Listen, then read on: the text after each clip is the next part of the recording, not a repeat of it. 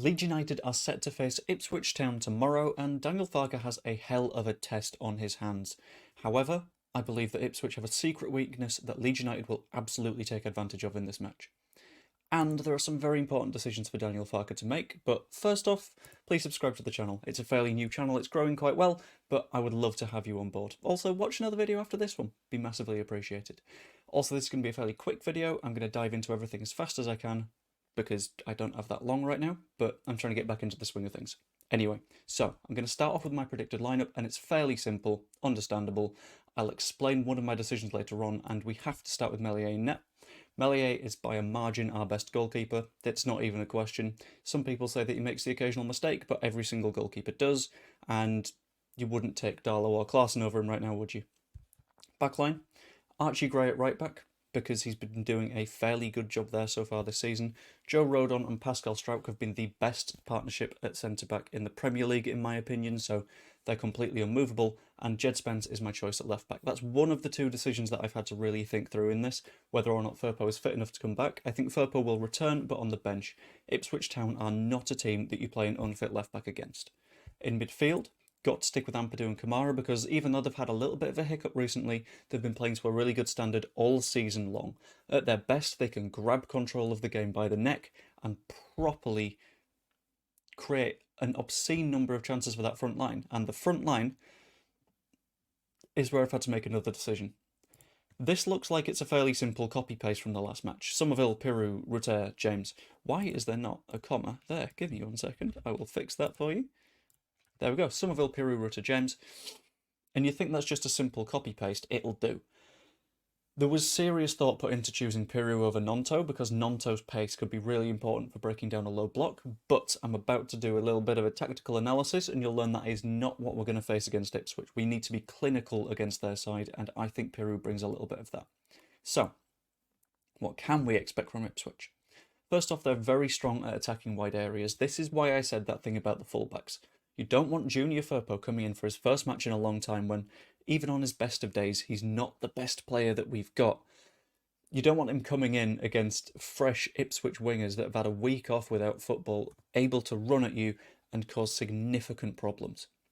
That'd be really bad, especially considering they're good at crossing the ball in, and when they have chances, they're very, very efficient at finishing. I'm just going to have a very quick look at the Championship table so I can get the numbers right. As you know, I like to make sure I've got all the numbers properly correct on this channel. Thus far, they have scored 47 goals and their XG's 38. They've scored 20% more goals than they should have this season already, purely because of how vicious their finishing is. Putting in Firpo would be a serious risk here because defensively he's not the best.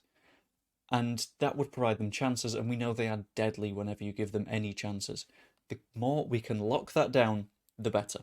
In addition, defensively, they are a highly aggressive side, and that is something that we'll need to be aware of. Now, this doesn't mean that they'll fly in two-footed or deliberately try and injure people. This is more that they're not going to do what Coventry did, or Sunderland did towards the end of that match, and they're not going to sit in and let us play against them. Most of their matches, they've had at least 50% of the ball, maybe more. Most of them. That's going to come into play a little bit later as well. But I think they also tend to find, like we do, that pressing high up the pitch, winning the ball there, you're closer to the goal. It's easier to score. That just makes sense in my opinion, and it clearly makes sense to them, and it's doing well for them, because the higher the pitch you win the ball, the more chances you get, and the more chances you get, especially when you're such a clinical side, the better you'll do. However, they do have a secret weakness, and that is somewhat related to this, and thankfully it's something that we excel in. Their secret weakness, and what we need to use to beat Ipswich, is transitional play. Now, that sounds vague, that sounds really broad, and I know you might look at that and go, that's just counter-attacking. Not quite. I did a quick deep dive into the numbers for Ipswich, and discovered that every single match Ipswich have dropped points, they've had more than 50% of the ball. I'm going to run through it again, just so I can give you the numbers. When they played against us, they had 58% of the ball. The match after that against Reading, 65% of the ball. They drew.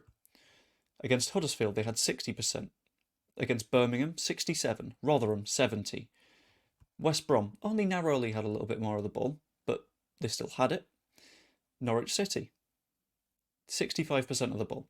The more of the ball Ipswich have, the more problems they have, because they create those chances on the transition like we do.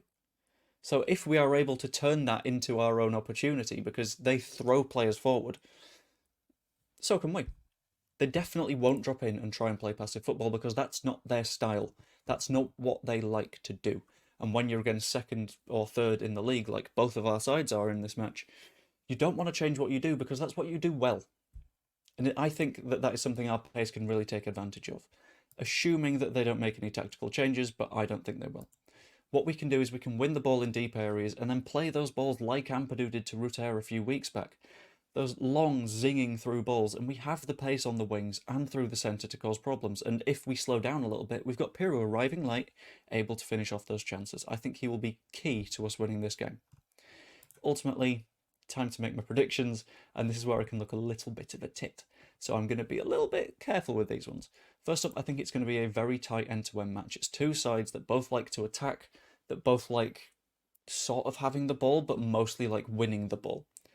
And that means that when defending, going to push up quite high. Ipswich know that we are weak against a low block, but they're not going to play a low block because that's not what they do. We've played very well against top of the table sides so far, and I think that's going to be something that we keep on doing. I think that means that Farke is going to be happy to cede control of the game at points. He's going to let Ipswich hold the ball because we can win it back, push up very quickly, and this is where Somerville, Spence, Rutter and Dan James will really do some damage because these are all players that move very quickly, that transition up the pitch as fast as they can and create opportunities for one another. Piru will arrive late, as we know he's not as fast as those other players, but I think that's where we're going to get a good few shots on goal from Ipswich having slight mistakes in the midfield or with a fullback losing the ball and leaving a lot of space behind them to sprint into. Dan James is going to be fundamental to this match in my opinion, as is the Elland Road crowd. We've not lost at home yet. Admittedly, recently we've not had the best of runs at home because of the draw against Coventry. Before that was a 3-2 win against Middlesbrough, and that was a little bit tighter than we wanted it to be, then 3-1 against Swansea, and it's been madness at Elland Road recently. But ultimately, I think the crowd getting behind the squad means that they will push them towards victory, and I think we'll be okay. I don't think we'll lose this match, and in my opinion, I'm going to say it's going to be a narrow win for Leeds United. Not comfortable in the slightest. It is going to be tough. It is going to be a grind. It is going to be hard work. But I think Leeds win this match. And that's going to come back to bite me at some point, isn't it? Shit. Anyway, let me know what you think in the comments down below. Like the video if you enjoyed, and subscribe if you haven't yet. It'd be massively appreciated. Just trying to get this channel properly off the ground.